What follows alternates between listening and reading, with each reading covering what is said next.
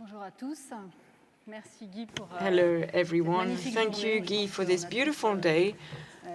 I think that we find lots of inspiration and ideas listening to everybody, and I'm very pleased to open this roundtable discussion to talk about the elephant in the middle of the room or the conference, the financial dimension of One Health and how it can be insured.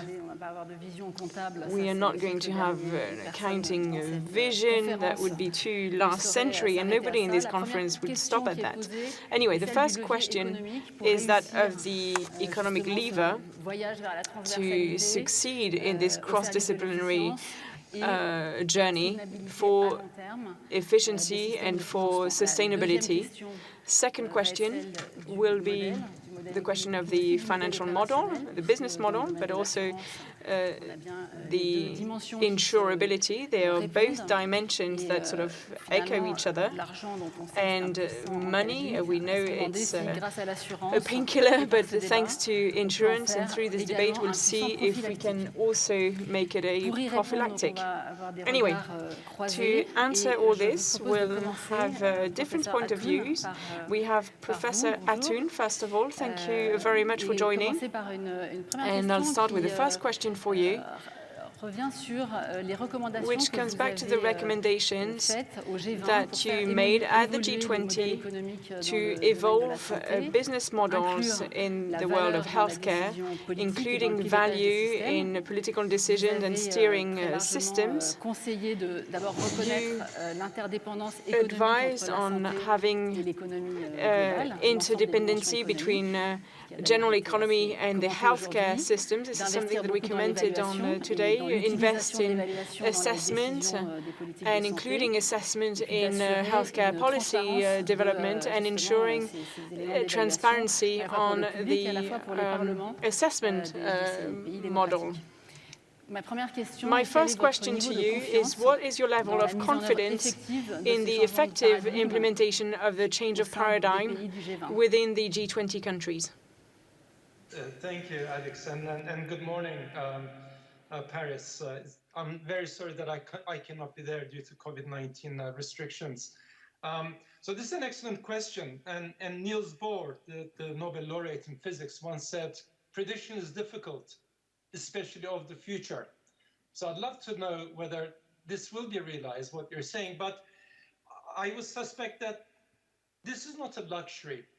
I think this has to happen, given the shock that we've had with COVID-19, where, and if we're honest, most health systems in Europe and around the world, US and Latin America, really have failed to effectively respond, with terrible consequences for our health of our citizens, health of our economies, and security and the societal fabric. And moving forward, we need what I call 5 I's. The first is really moving from intention to action. Less talking, more implementation. Secondly, we need an integrated response that brings together health sector with other sectors. Third, inclusive partnerships that bring together the public sector with the private sector, foundations, and citizens as a whole, to have a whole of country response. Fourth, we have to invest in health. For too long, we've considered health as a cost and as an expenditure, with terrible consequences as we have seen. So we have to invest to realize the massive health, economic, and other benefits. And finally, the 5th I is innovation. We need innovation at scale, innovations that can be taken up rapidly and that can be diffused in systems so that they can be used when they're needed to effect change. But for all of this to happen, and I think what we'll discuss is we need a change in our institutional logic. We need to think differently. And are you confident in the fact that we will succeed? Absolutely. This is not a luxury. We have to. There is no option B. Thomas FATOME, the accounts of health insurance are going to be going in negative figures even more. So One Health requires long-term vision, investment, as Professor ATUN just mentioned. Do we risk, because of economic tension, do we risk a crunch on this logic of One Health? I am quite confident, just like the previous speaker. I think for too long this has been going on, and I think finally there's been an awareness, even including from regulators, that we need to have prospects and we need to invest in prevention, to give visibility to the players, to support change in the way that care is organized. We saw that in France, for instance, in the way the crisis took place with coordinated systems when liberal doctors were organized together, things were less complicated to organize vaccination as well. So everything we can do to organize the care journeys will be done. Of course, there will be issues to do with sustainability, but we can't miss the time. And we have to make sure that this is something sustainable to support the transformation. And I think that we do have a kind of consensus, which was already starting before the crisis, but it's even stronger today with the way that we organize care, we organize prevention, we organize treatments. And I think we are clear now that we need this. I'm not opposing it to financial sustainability, which we'll have to find, but we have to put this together. And in this dimension, large-scale experimentation and the rollout that you implemented with the Article 51 disposition, do you have a first piece of feedback to give us? Is this something that is going to continue? And is it going to bring the necessary value to the French system? I think we are heading in the right direction with Article 51, which is experimenting new methods and tarification as well. We opened up lots of avenues, and we have the way of organizing city medicine, either paying the act or complement payments. So do you have the best quality? Do you pay based on this? And I think today, so this is out of pocket or payment for performance. And we're seeing the first results now with a worry which is different from what had been done before. We need to ask ourselves the right question from the start. Is this system operational? Is it bringing added value? And can we apply it? And these three things is something that we're starting to answer yes to. So we're quite optimistic in saying that it will go from experimental to general. And it echoes what Professor ATUN was saying. You're acting and you're investing and you're assessing the experiments you're putting in place. Manuel, MANDLER, you observed a number of countries, a number of experiments as well in different countries. What would be the best example or illustration that you've observed in terms of positive actions of an insurance company, wherever they might be, on global health, on One Health, and what can you say about that? Well, first of all, thank you for being here and having the chance to participate in the discussion. I totally agree. I'm confident as well. So let's be optimistic. I think that COVID-19 has caused a dramatic impact on insurances and caused a rethinking process as well, not only in terms of rethinking reimbursement strategies and things like that, but in terms of One Health and environmental health and all the things we have discussed today. I think there's a shift in perspective how to support, how to invest in these initiatives from the insurance side.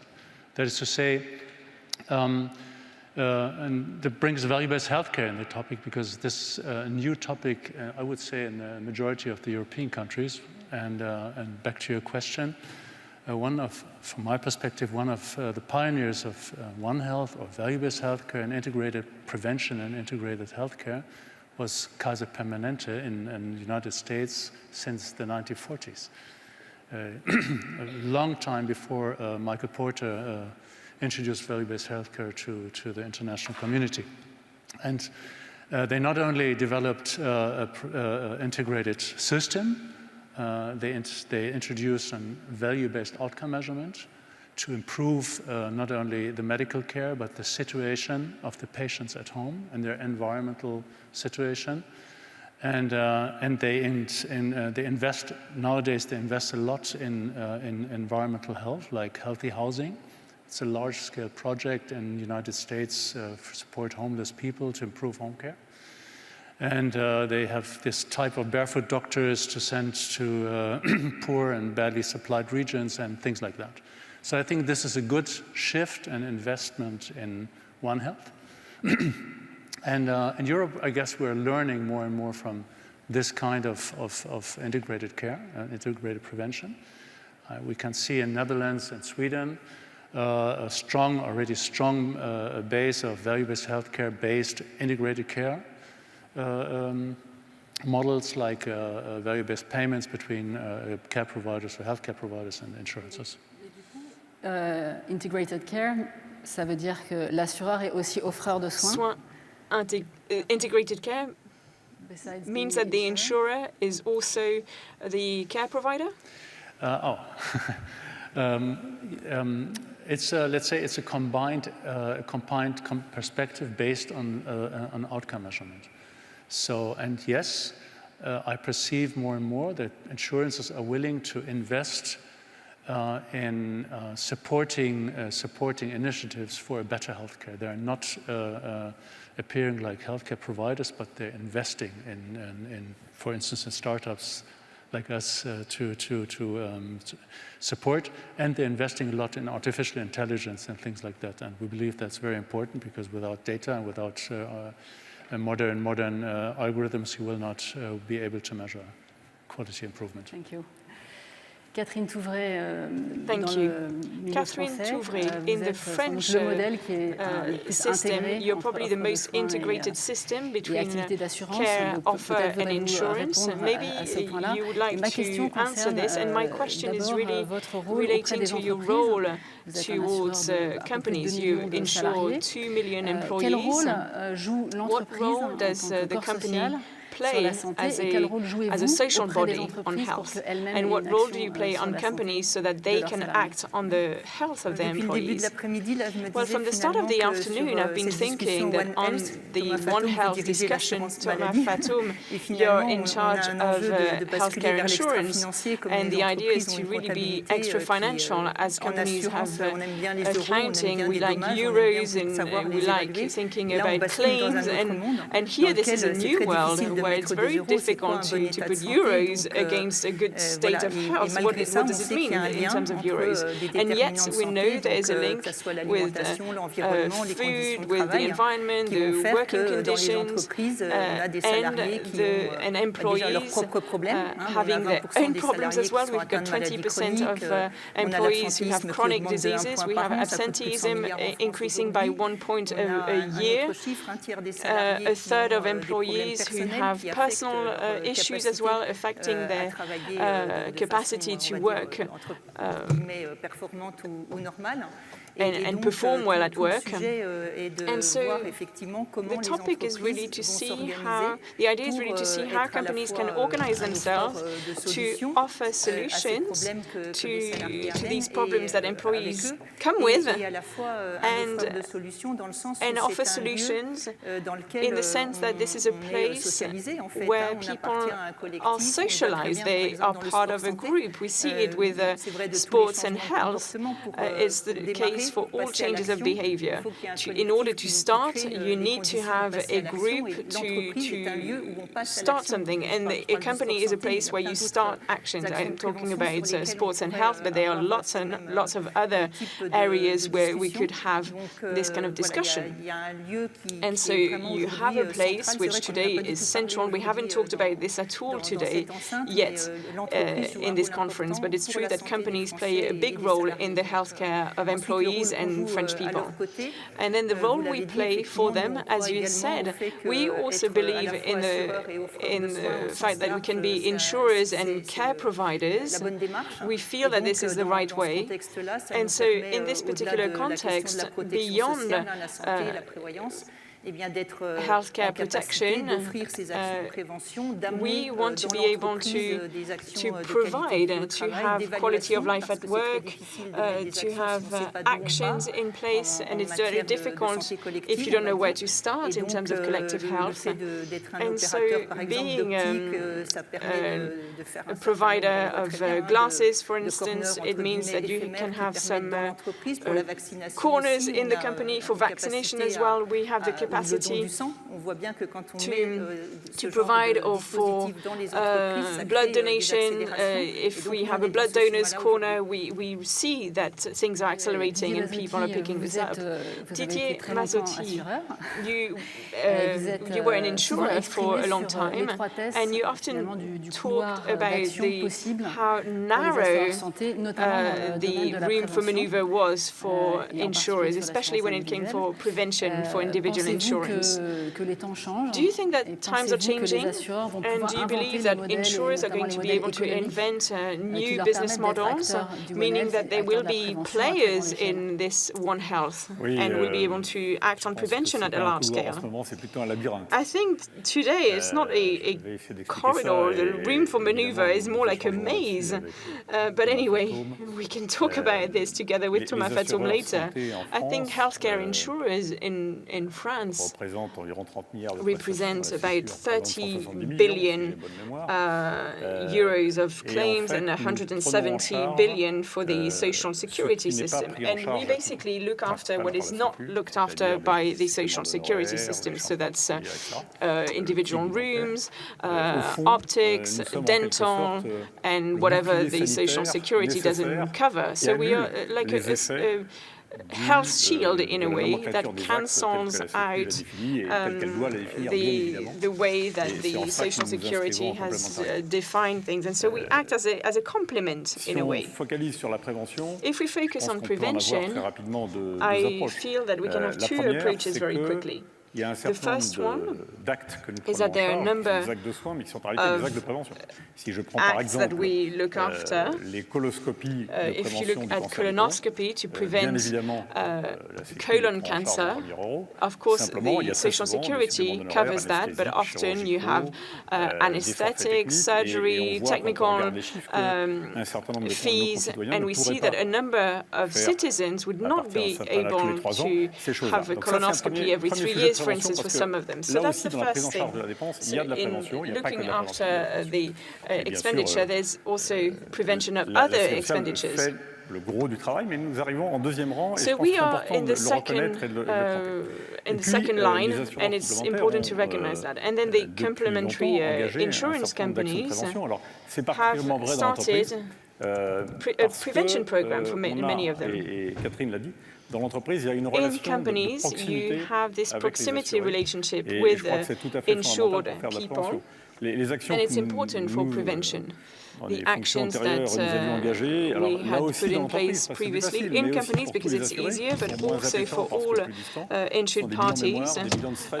We had a memory test, mental support to help people going back to work, cardiovascular tests. We detected that in companies, 20% of employees had non-detected cardiovascular risks. And so this is the kind of assessment that we can do. And it's quite difficult to have a global assessment because, as you were saying previously, this is not accounting. It's about quality and social. So it's something that you can describe, but it's difficult to measure. Anyway, for the future, as you asked for the question about the future, there is a real topic. I was talking about the model. Your insurance contract, the insurance activity, is it going to support the extension of preventative measures or actions? Today, it's quite spread out, and we're faced with this difficulty of finding a sustainable model for prevention. It's spread out, but it's not. I don't think it's just that.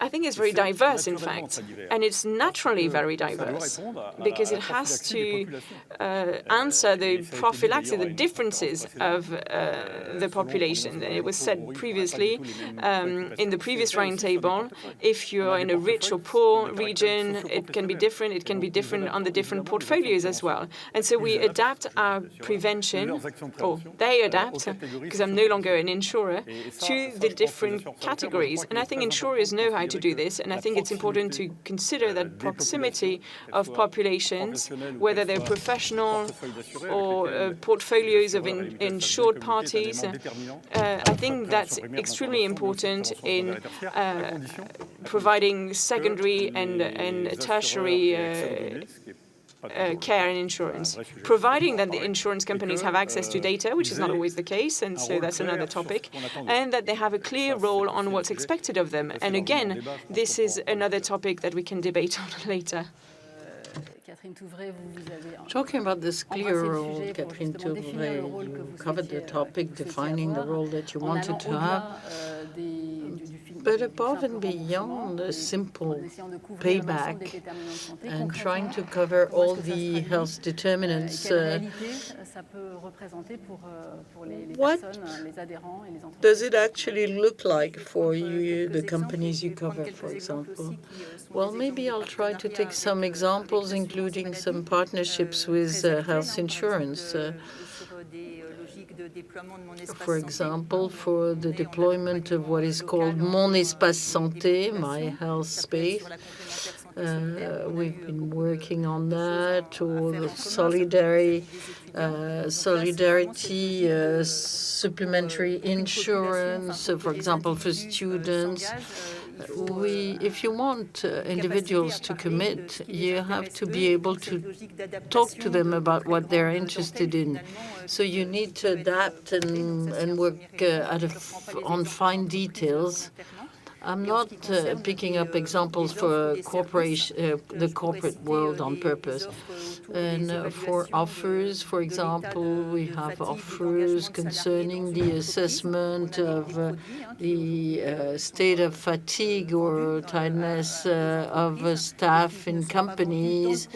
And this is something that we sell to companies, not within the insurance coverage, but outside the insurance as an additional offer, because we opted clearly to be a service provider on top of being an insurance, and we hope that very quickly we'll be able to connect both and find the added value or the capital gain of that approach. It can be about the state of tiredness of the staff or social prevention.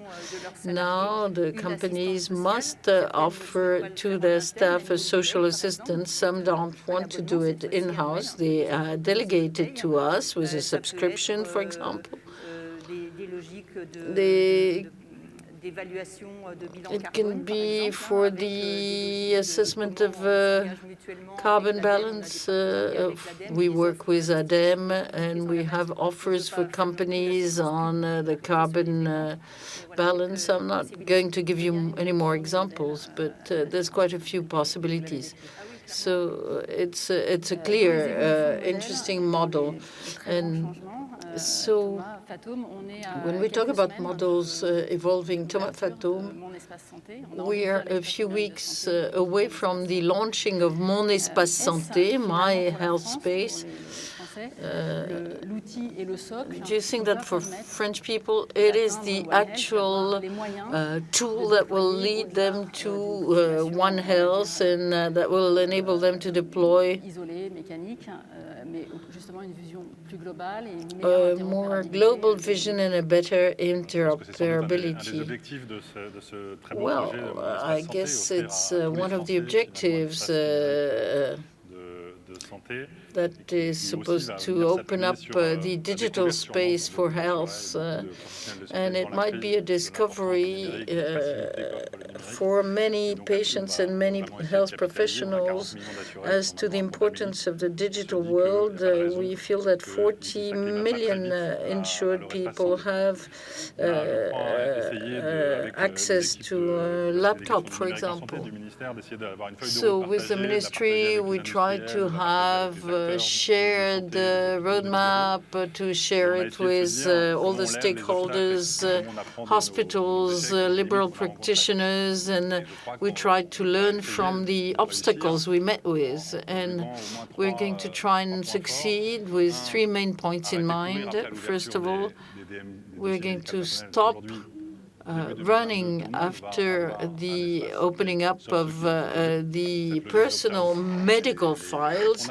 Everybody will have a digital file as of 2022, unless you chase it and refuse it. So everybody will have this health space.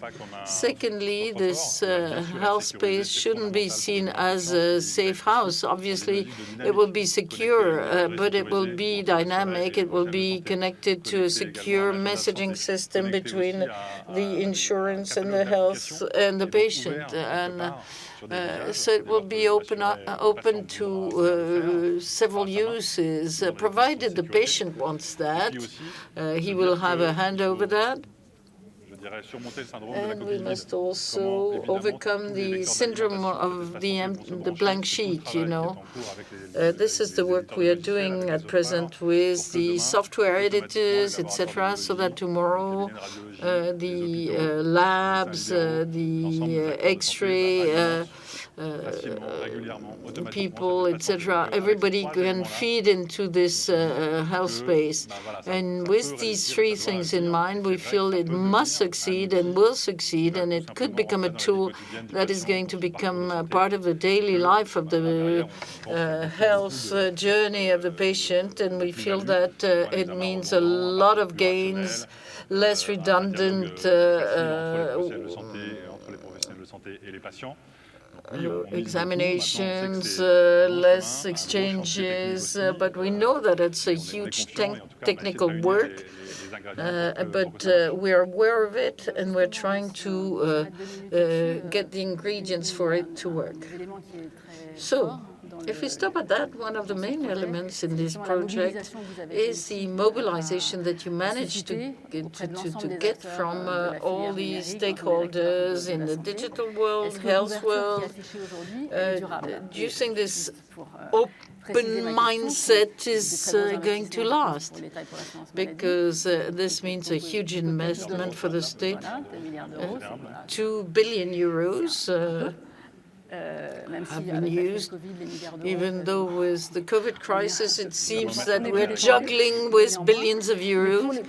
But for the stakeholders that are investing in this, this represents huge amounts. Can you reassure them as to the durability of that open mindset? What I can tell you is that when a public service like the health insurance starts moving to open up digital space to 60 million clients, it's not for nothing, because as you said, it's a huge investment in the digital support. It's a huge platform. We have to support the professionals. We have to have a phone platform. So it's not going to last 3 or 6 months. We are investing for durability. And it's one of the main vectors of the transformation of the health system. And at least I can testify to our will to make it last.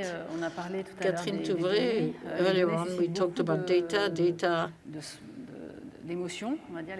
Our health data as something which is rather emotional. Talking about this and the mobilization of mutual insurances and insurance companies on this topic, what could you tell us to reassure us as to this? Well, what I feel like telling you is that it's an absolutely strategic topic. If I take the example of Naval Group, for example, which was mentioned recently, unfortunately, when Naval Group gives the data of their staff to an insurance company or for a supplementary health insurance company, you can imagine that the security and confidentiality of this data is absolutely of uppermost importance, and even the location of the service.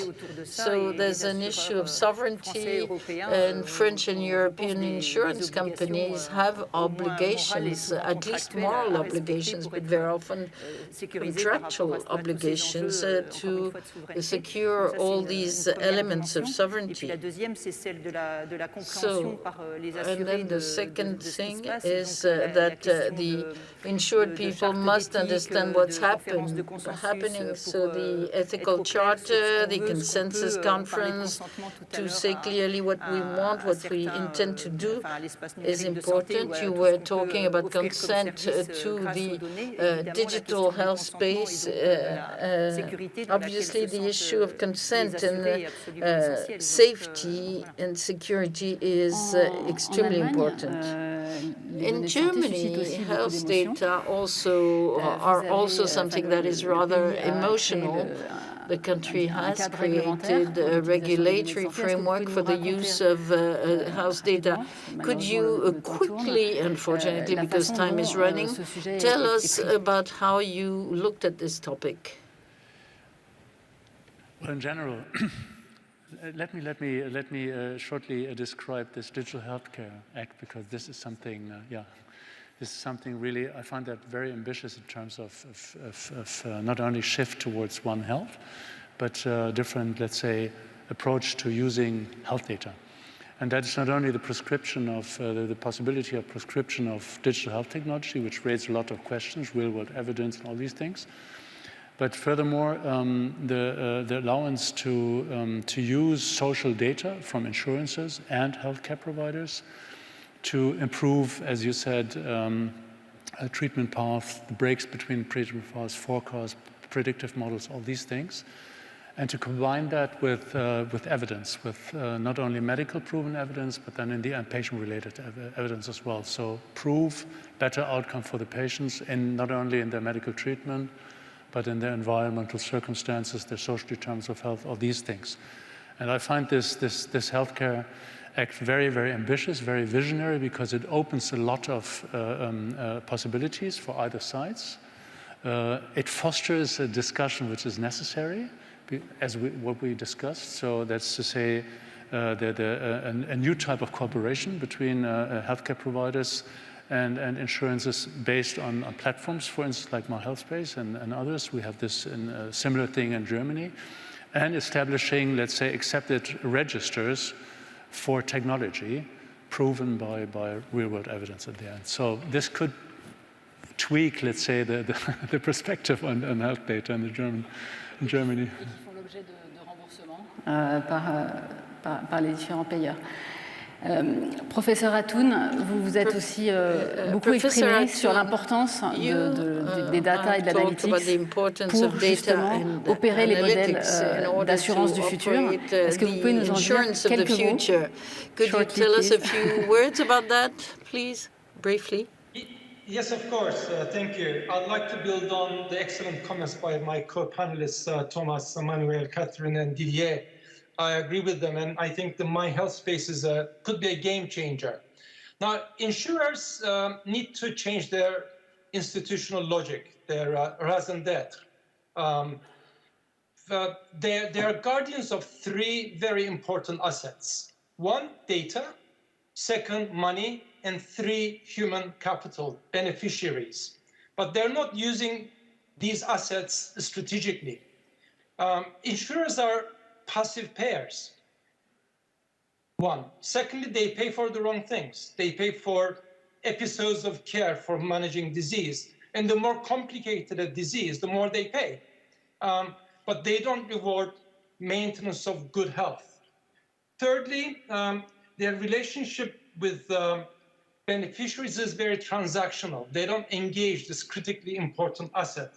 And finally, they pay for episodes of care and activity and inputs, as opposed to achievement of health.